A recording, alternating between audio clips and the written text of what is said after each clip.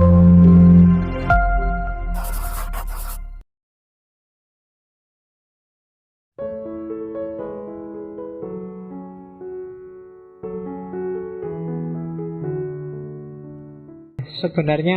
sebelum hedonisme, aliran kedua ini muncul duluan, cuma tak taruh belakangan.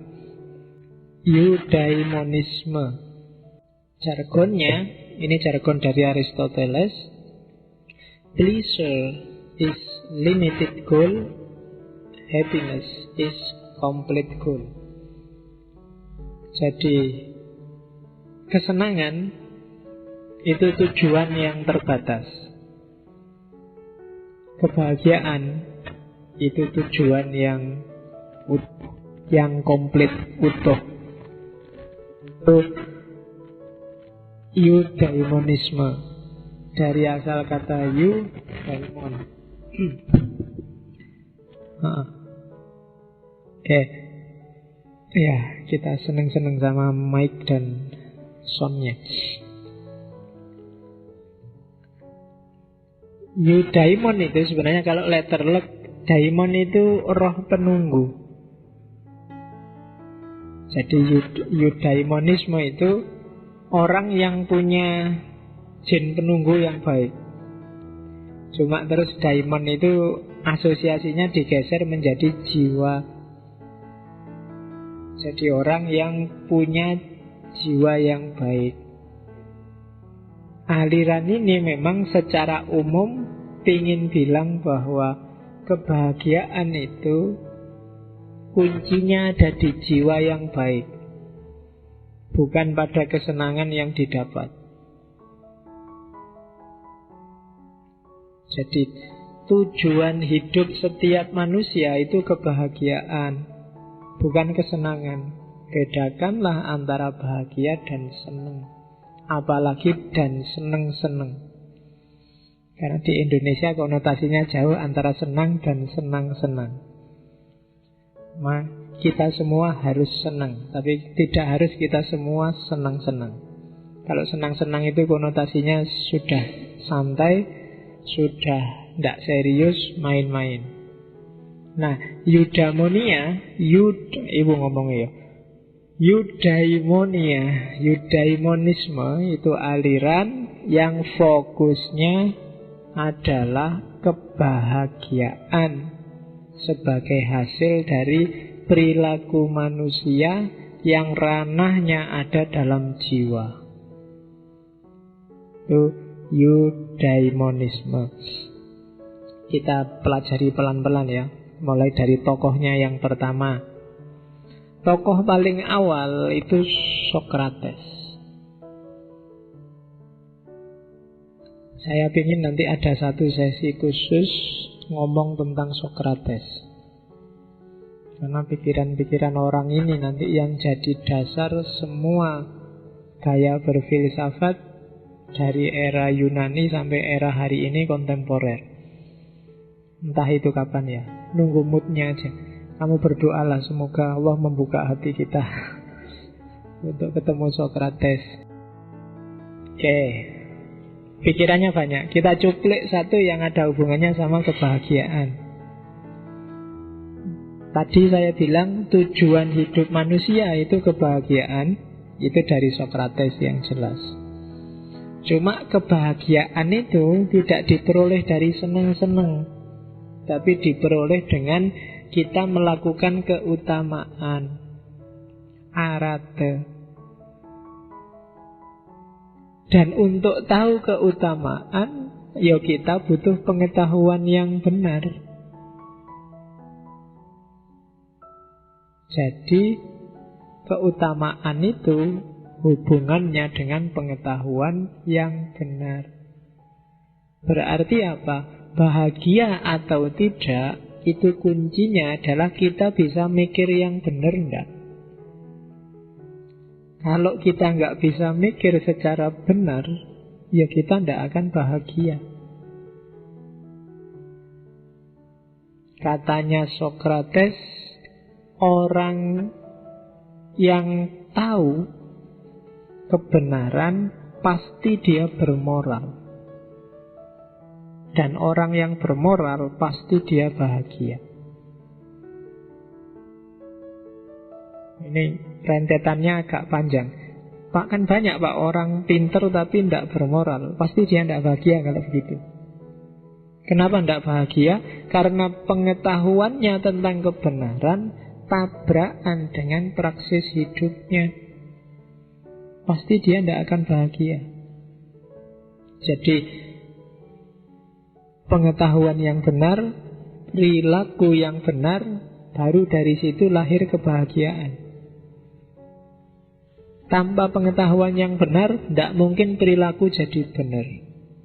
Dan tanpa perilaku yang benar, tidak mungkin nanti ada kebahagiaan. Kalau ada orang pinter, tahu mana benar mana salah, yang dilakukan kok yang salah, dia tidak akan ketemu kebahagiaan.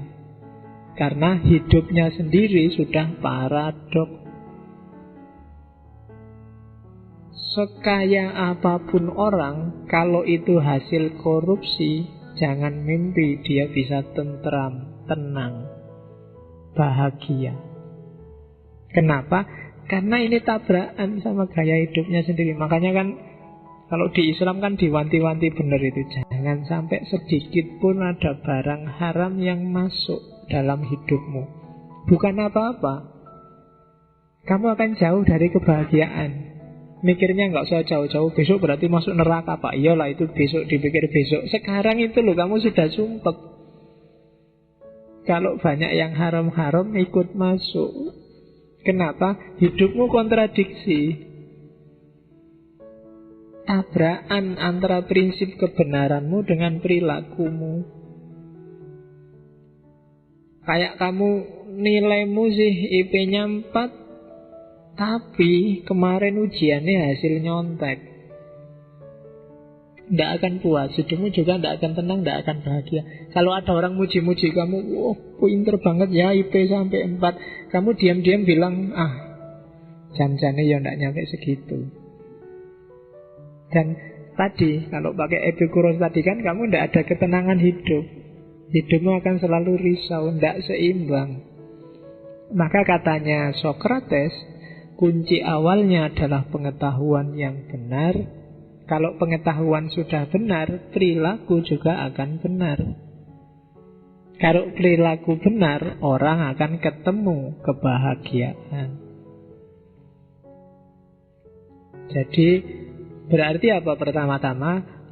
Teorimu, pemikiranmu, pengetahuanmu harus benar dulu.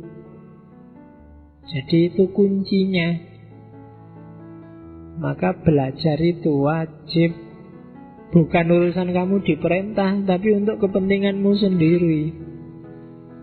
Semakin luas wawasanmu, semakin dalam pengetahuanmu, akan semakin bagus perilakumu. Harusnya begitu. Kalau tidak begitu, pasti kamu tidak akan ketemu kebahagiaan. Karena kamu tidak menetapi keutamaan versimu sendiri. Itu kan yang bikin kamu, misalnya kamu sudah tahu kok kalau yang nggak kamu jalankan. Tahajud itu sebenarnya bagus loh. Kalau ngaji Quran itu sebenarnya penting loh. Kayak itu kan yang hari ini sering kamu lewatkan itu kan. Kamu tahu itu bagus, baik, penting, tapi kan nggak jalan dalam hidupmu. Itu kan ada kontradiksi. Kamu sering galau sendiri, sumpek sendiri kalau sudah masuk wilayah itu. Kalau ada temanmu rajin tahajud, kamu sebenarnya gelisah kan kamu. Jan-jani ya apik ning yo. Terus kamu nyari-nyari alasan biar nggak tahajud juga ndak apa-apa. Itu kan sunnah Pak. Itu iyalah pembelaanmu boleh, tapi kontradiksi nggak bisa kamu ingkari bahwa dalam dirimu ada tabrakan itu. Dan itu biasanya bikin kamu ndak bahagia. Maka luruskan lagi pengetahuanmu. Dari pengetahuan yang lurus akan lahir perbuatan yang lurus. Dari perbuatan yang lurus akan lahir kebahagiaan. Di situ tak tambahi satu, katanya Sokrates. Dan jangan lupa, pengetahuan paling berharga adalah pengetahuan tentang dirimu sendiri. Tentang banyak hal lain kamu bisa menipu, tapi tentang dirimu sendiri kamu tidak akan bisa nipu. Kalau rumusnya di Socrates kan know yourself, kenali dirimu. Begitu kamu kenal dirimu, positioningmu dalam hidup jadi enak. Siapa sih aku? Aku itu cara mikirnya gimana sih? Kebiasaanku apa sih? Tipikalku ini orang yang kayak gimana sih? Yang jelek-jelek apa? Yang bagus-bagus apa? Itu kan kenal dirimu. Kalau sudah kenal, ngatur strategi hidupnya enak. Nah, itu Socrates, gurunya para filosof di Yunani. Beberapa peneliti menyebut sebenarnya namanya Socrates beberapa kali disebut dalam Al-Quran, cuma tidak dengan kalimat Socrates mestinya. Karena yang hafal Quran nggak ada Pak nama Socrates di Quran. Oke, ada kalimat bagus yang saya ambil dari dialognya Plato dari Socrates. Katanya Socrates, makanan enak, baju indah, dan segala kemewahan, itulah yang kamu sebut kebahagiaan. Namun, katanya Socrates, aku percaya suatu keadaan di mana orang tidak mengharapkan apapun adalah kebahagiaan tertinggi. Jadi, katanya Socrates, kalau kamu merasa itu kan tidak mengharapkan apapun, itu berarti apa? Kamu menerima hidupmu apa adanya total 100%. Dan kamu akan jadi orang paling bahagia. Punya uang 1.000 dan kamu terima, bersyukur, rela, itu lebih bahagia daripada punya uang cuma 500 dan tidak bersyukur. Loh iya, loh ini kenapa kok ketawa? Kurang tinggi, kebalik contohnya. Ya intinya menerima dirimu apa adanya deh sekarang. Berarti apa? Tidak punya keinginan-keinginan, nggak punya. Coba dulu aku tinggi besar. Wah, coba aku rotok putih sidik mesti ganteng. Coba rambutku jangan kuwul-kuwul gini rotok anu. Coba, itu kan keinginan-keinginan banyak. Semakin kamu semacam ini, kamu tidak akan bahagia. Coba duitku banyak, mau beli baju yang model itu, mau makan di sana, mau punya rumah yang tingkat 3. Semakin ini masih banyak di kepalamu, semakin jauh kebahagiaan. Tapi semakin kamu menerima dirimu sendiri, kalau bahasa sufinya qanaah, ya wis punyanya ini ya ini, mau apa lagi? So, dengan ini aja sudah senang saya, sudah syukur. Itu kamu bahagia. Itu teorinya Socrates. Ya sebenarnya di Quran ayatnya banyak, cuma kayak ayat Quran kan bagi kamu sangat biasa. Beda kalau tak kasih ini ayat Socrates loh. Kelihatannya lebih gaya ini bagi kalian, jadi biar ada getarannya lah teorinya ngono pakai Socrates. Padahal ya padha wae, nanti banyak ayat juga konotasinya sama. Jadi katanya Socrates, aku percaya satu keadaan di mana orang tidak mengharapkan apapun adalah kebahagiaan tertinggi. Kenapa kamu kecewa, sumpek luar biasa dengan kondisi Indonesia? Karena kamu punya banyak sekali harapan pada Indonesia dan pemerintah. Coba ndak usah mikir neko-neko wis karepmu Indonesia arep apa, itu kamu lebih tenang, lebih bahagia. Wong yo kamu ikut mikir juga, emangnya siapa yang mau dengerin pikiran-pikiranmu? Wartawan juga tidak akan nganggep. Jadi wis dinikmati aja hidupmu, diterima apa adanya. Dalam konteks kalau kamu nyari ketenangan, kebahagiaan. Itu Socrates. Oke, teori pertama. Teori kedua, eudaimonismenya Plato, muridnya Socrates, yang sempat jalan-jalan lama ke dunia timur sehingga banyak teori-teorinya sangat bau timur, termasuk tentang idea. Dia jalan-jalan di timur waktu dia galau setelah gurunya dieksekusi, dihukum mati. Katanya Plato, dia setuju 100% sama gurunya bahwa pengetahuan puncaknya kebahagiaan itu ada di pengetahuan yang baik. Cuma dia nambah, kondisi bahagia itu kondisi seimbang dari 3 unsur jiwa. yaitu akal, spirit, dan nafsu.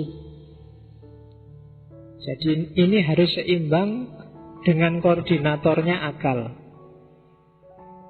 Yang harus jadi rajanya adalah akal. Jangan spirit, jangan nafsu. Kalau akal yang menang, dia akan jadi manusia rasional. Kalau semangat yang menang, dia akan jadi manusia pemberani. Tapi tanpa akal, dia akan jadi manusia nekat tanpa perhitungan. Kalau nafsu yang nyetir, nafsu akan membawa orang bahkan lebih rendah dari binatang. Tapi nafsu akan menjamin hidupmu nyaman kalau dia disetir oleh akal. Jadi katanya Plato, perhatikan 3 hal: spirit atau semangat, nafsu, dan akal. Rajanya harus akal. Ketika akal jadi rajanya, kamu bisa memperoleh kebahagiaan tertinggi tadi yang diteorikan oleh Socrates. Oke, jadi simpelnya itu. Nanti apa sih yang diperoleh ketika akal menguasai spirit dan nafsu? Katanya Plato, ya paling tidak ada 4 hal paling utama, yaitu kebijaksanaan, keberanian, tahu diri, dan keadilan. Ini 4 karakter paling utama. Kalau kalian punya ini, itu sebenarnya kalian manusia yang utama. Yang pertama kebijaksanaan. Yang satu ini aja beratnya luar biasa. Kita ngaji bolak-balik ya sih bingung. Kebijaksanaan. Meskipun sudah kata ini kita apalkan begitu kita ngapalin Pancasila. Sila ke-4, kerakyatan yang dipimpin oleh hikmat kebijaksanaan. Itu sangat filosofis. Hikmah itu kan filsafat. Jadi hikmah kebijaksanaan. Jadi kalau kamu sudah punya kebijaksanaan, hidupmu akan ringan. Yang kedua apa? Keberanian. Semangat, spirit. Harus ada apinya. Jangan sampai kamu hidupmu melempem, apalagi masih muda. Harus ada semangat, tapi semangat yang rasional. Kalau nggak rasional, semangatnya jadi marah-marah, ngamuk-ngamuk, nggak terima, nuntut. Kan sering itu yang terjadi. Tapi harus punya keberanian. Anak muda nggak boleh pengecut, tapi juga harus tahu diri, bisa ngukur kekuatan. Dan yang terakhir, adil. Ini 4 karakter utama manusia utama, katanya Plato. Ya udah, menjadi Plato nambahi teori gurunya. Untuk bahagia, seimbangkan akal, semangat, dan nafsu. Akal tadi sudah disebut oleh Socrates, ditambahi 2 oleh Plato, semangat dan nafsu. Orang hidup harus ada gairah untuk berkembang, gairah untuk selalu lebih baik. Dan yang terakhir, jangan dilupakan, nafsu juga harus dipenuhi. Jangan ndak kawin, jangan ndak makan, jangan ndak minum. Dipenuhi tapi dikendalikan oleh akal. Kawin itu bagus, tapi kawan kawin itu jelek. Itu nafsu. Ya kan, makan itu bagus, tapi makan bolak-balik makan itu jelek. Jadi rajanya hidup itu harus akal kalau di Plato. Makanya yang layak jadi presiden itu kalau menurut Plato kan raja filosof, king philosophers. Kenapa? Karena filosof ini menjalankan fungsinya akal. Jangan semua jadi politikus. Kalau semua jadi politikus, negara rusak. Puncaknya harus filosof. Karena filosof punya kualitas kebijaksanaan, keberanian, tahu diri, dan keadilan. Oke, terus muridnya yang ketiga, cucu muridnya Socrates, Aristoteles. bacanya Aristoteles ya, bukan Aristoteles. Ya, sok-sok diwaca Aristoteles. Kalau dalam bahasa Arab Aristo saja sebenarnya. Atau ada yang nulisnya Aristatalis. Yes, monggo lah, sementing maksudnya orang itu.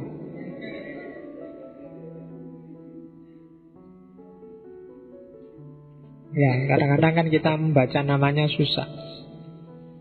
Nggak usah khawatir, orang barat baca nama kita juga susah. Oke, Pak Ijo mungkin mereka bacanya Peijo. Oh, jadi gaya toh. Padahal Jo itu kalau di sini untuk besok, kalau di sana Jo itu kelihatan gaya. Jadi orang sana juga puyeng baca nama kita.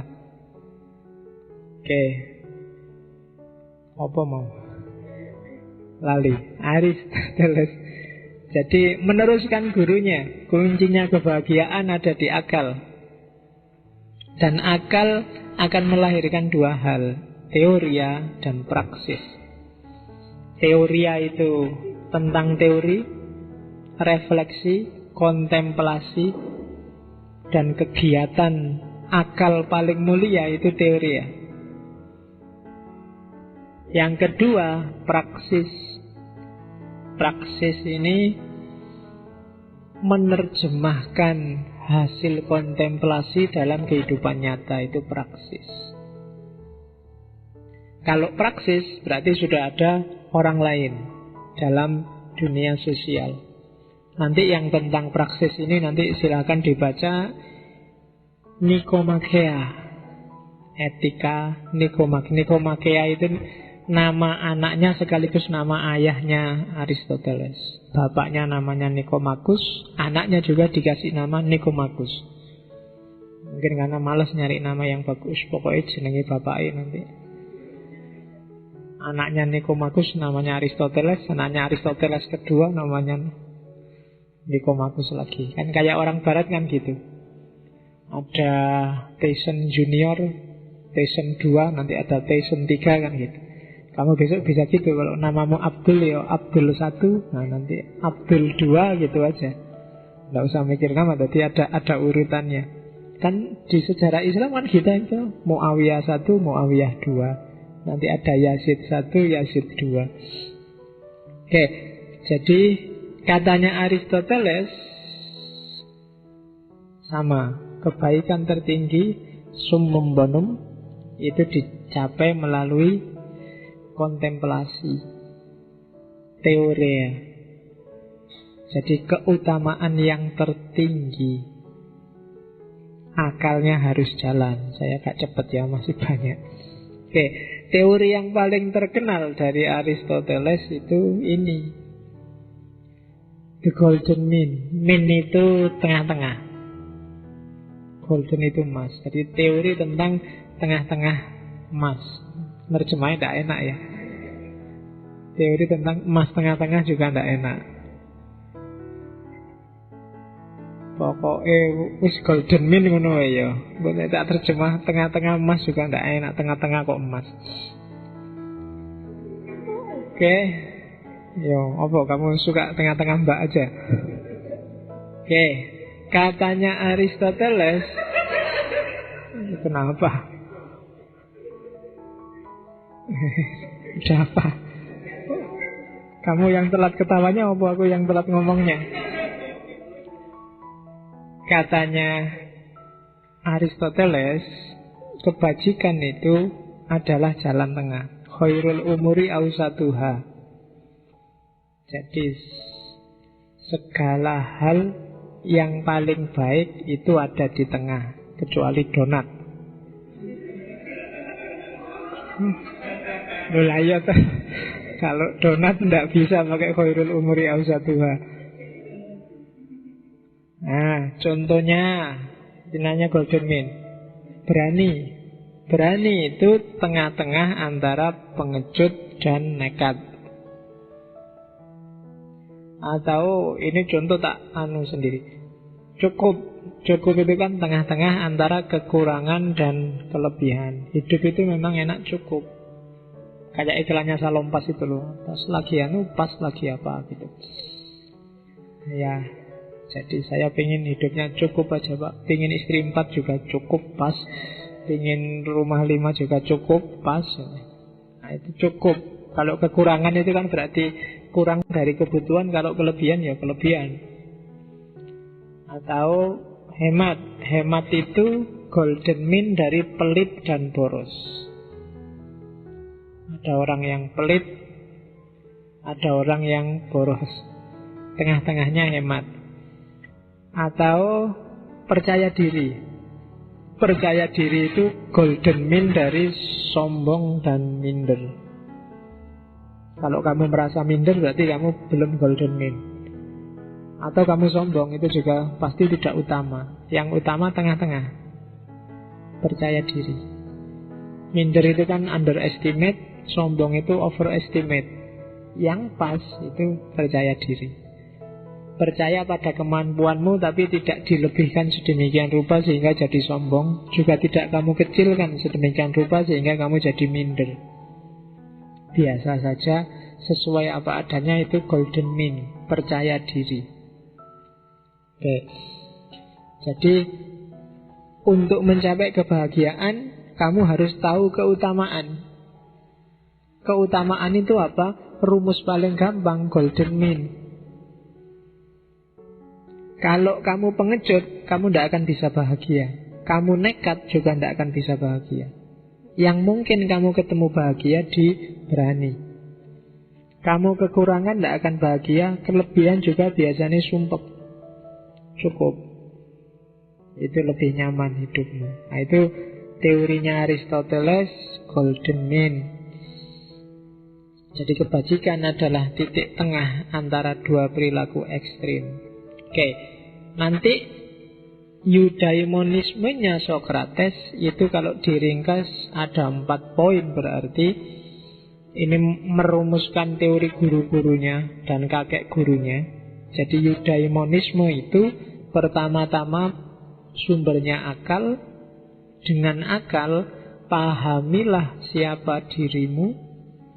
Kalau kamu sudah kenal dirimu, apa potensimu, di mana kelebihan kekuranganmu, kembangkan, wujudkan potensi atau bakatmu. Kamu bisa apa? Wujudkan itu. Itu nanti sumbernya kebahagiaan. Terus ambil manfaat dari pemenuhan bakat tadi. Mungkin kamu pinter nulis, ya nulislah. Ambil manfaat dari nulis. Syukur-syukur manfaatnya nggak cuma buat kamu, tapi juga buat orang lain. Dan yang terakhir, hiduplah secara moderat. Dengan pola ini, kamu akan bahagia. Kenapa Pak kok tidak mengenali diri? Ya kalau kamu tidak kenal dirimu sendiri, kamu juga tidak ngerti apa yang bikin kamu bahagia, apa yang bikin kamu nyaman. Kenapa harus kenal potensi Pak? Ya kamu bahagia itu kan karena memenuhi apa yang ada dalam dirimu, bakatmu. Yang bakatnya seni, kamu mengekspresikan seni, itu kan kebahagiaan. Yang bakatnya karate, kamu ikut karate, kebahagiaan. Yang bakatnya teknik kok kuliah tafsir, itu kan sumpek kamu. Gimana caranya? Bakatnya teknik malah kuliah tafsir. Tidak terpenuhi, tidak akan bahagia. Jadi penuhi, wujudkan potensimu, bakatmu. Dari situ kamu akan dapat manfaat. Syukur-syukur manfaatnya nggak cuma untuk dirimu, tapi juga untuk orang lain. Dan yang terakhir, sesukses apapun kamu atau segagal apapun kamu, hiduplah secara moderat. Itu teori eudaimonisme. Dengan ini kamu akan bahagia. Jadi yang tadi ada hidup gaya hedonis mencapai kebahagiaan, ini hidup gaya eudaimonis. Aristoteles dan kawan-kawan. Terus yang terakhir, eudaimonisme ini agak sufi, tokohnya namanya Zeno, dari tradisi Helenisme. Eranya era Helenistik, mirip kayak Epikuros tadi.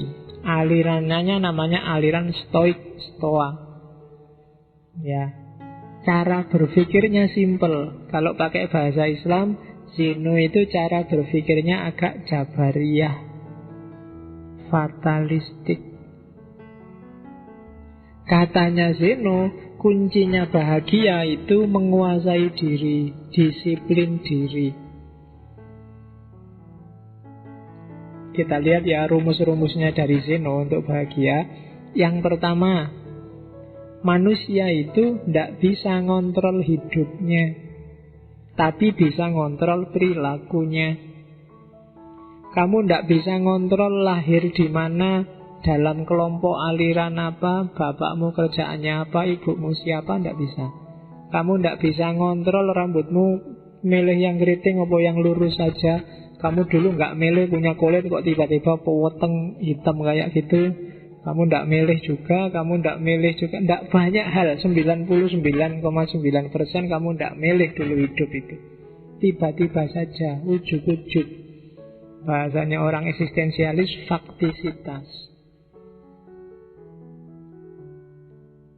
Jadi kamu tidak bisa berdaya. Terus kadung koyok ngene piye meneh. Yang bisa kamu kuasai bukan hidupmu, tapi perilakumu. Kalau perilaku kamu bisa. Dengan bekal yang kamu punya, kamu mau melakukan apa itu bisa. Dan kita nggak bisa mengubah apa yang akan terjadi. Saya bilang tadi dia agak jabariyah, fatalistik. Oleh karena itu katanya Zeno, kuncinya kebahagiaan adalah kalau kita tidak terpengaruh baik oleh nasib enak ataupun nasib tidak enak. Semakin kita mudah terpengaruh, semakin kita tidak akan bahagia. Justru kebahagiaan itu kalau kita standar, kita flat aja, kita tidak gampang dipengaruhi dengan pergantian nasib kita, roda di atas atau roda di bawah, ya biasa saja. Kalau kita bisa kayak gini, kita akan bahagia. Tapi selama kita masih mudah dipengaruhi, masih banyak keinginan-keinginan, kita tidak akan bisa bahagia. Jadi kebahagiaan diperoleh dengan singkirkan macam-macam keinginan yang tidak penting. Wong kita nggak menguasai hidup kita. Dan pinterlah menyesuaikan diri dengan sakit, dengan duka, dengan kegagalan. Kalau kamu bisa ini, hidupmu relatif nyaman. Semakin kamu merasa tidak tersakiti oleh nasib jelek, semakin kamu bahagia. Diputus pacar, biasa Pak. Bolak-balik itu Pak, pengalaman, santai aja.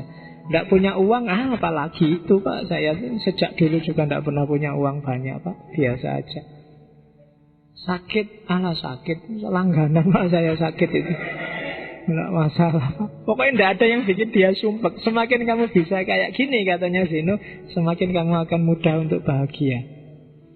Tapi semakin kamu banyak nuntut, banyak keinginan, semakin kamu akan sumpek. Bikinlah dirimu kebal terhadap rasa sakit, rasa sumpek, rasa galau. Jadi bukan menyingkirkan sakitnya, tapi kamunya sendiri nggak terpengaruh. Nah itu kuncinya kebahagiaan katanya Zeno. Jadi kalau sudah sakit ya gimana lagi, kalau sudah sumpek ya gimana lagi, sudah diputus ya gimana lagi, tidak punya uang ya sudah, nggak punya ya gimana lagi. Kalau ada yang utang, nggak boleh utang ya apa ya, nggak boleh utang ngapain kamu? Ya pulang, ya makan seadanya ya, pokoknya nggak sumpek. Jadi kuncinya hidup katanya Zeno di situ. Kalau tidak bisa kayak gini, apapun caramu, kamu akan tetap gampang susah. Tapi begitu kesusahan itu tidak bisa menyakitimu, kegagalan tidak bisa menyakitimu, kesumpekan tidak bisa menyakitimu, kamu akan bahagia. Tesis nggak jadi-jadi, skripsi nggak jadi-jadi, biasa Pak. Wong ya lulus juga ke susu-susu mau apa Pak, sama-sama sumpeknya. Tenang aja lah Pak, jalan aja sebisanya Pak, enak, kamu akan bahagia. Nah, itu gayanya Zeno. Oke, kebalikannya Zeno itu Nietzsche. Tak kasih tahu sedikit, sebenarnya panjang ya, tapi kuncinya kalau Nietzsche justru bahagia itu, penuhi hasratmu, penuhi keinginanmu, fight, bertarunglah. Nah, kalau Zeno, pasrahlah, nikmatilah. Tapi kalau Nietzsche, enggak. Kebahagiaan itu ketika keinginanmu terpenuhi, itu baru bahagia. Dan nggak usah gaya menyingkirkan keinginan. Nggak mungkin manusia itu nggak punya keinginan. Kalau kamu, Pak, saya mau buang semua keinginan, katanya, ya itu keinginanmu. Buang keinginan. Nggak mungkin orang nggak punya keinginan. Jadi biar aja hidupmu selalu dalam tegangan, selalu dalam konflik, dalam dialektika antara memenuhi keinginanmu dan kekuatanmu, biar aja. Karena dari situ hidupmu berkembang. Dari situ kita ketemu kebahagiaan tadi, jangka panjang. Jadi dari situ kamu ketemu bahagia. Bahagia yang sejati itu kamu pingin apa dan terpenuhi, kan itu. Kamu pingin kaya dan kaya beneran, itu kan bahagia. Kamu pingin kumlot dan kumlot beneran, itu kan bahagia. Jadi katanya Nietzsche, enggak, justru bahagia itu bukan menyingkirkan keinginan, tapi memenuhi keinginan. Dan dari situ hidup kita akan warna-warni. Dari situ kita akan bahagia. Nanti Nietzsche membagi manusia jadi dua. Ada manusia lemah, ada manusia kuat. Manusia lemah itu manusia yang hidupnya pingin tenang terus, pingin harmonis terus. Itu bagi Nietzsche manusia lemah. Tidak berani konflik, tidak berani sumpek.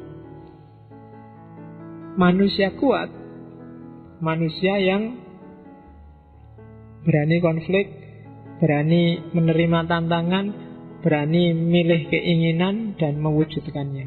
Dia manusia yang kuat. Jadi tidak orang yang melarikan diri dari hidup, pasrah, tapi orang yang berani tanding, berani fight. Dari situ kamu akan menemukan kebahagiaan eksistensial. Bahagia jadi dirimu sendiri. Nah itu Nietzsche. Kebalikannya Zeno tadi. Kalau Zeno, enggak, hidup itu justru ketangguhanmu menerima segalanya. Kalau di Nietzsche, bahagia itu keberanianmu untuk nantang segalanya. Nah, kamu cocoknya yang mana, ya silahkan dipilih sendiri. Rumusnya kan kamu yang menguasai hidupmu.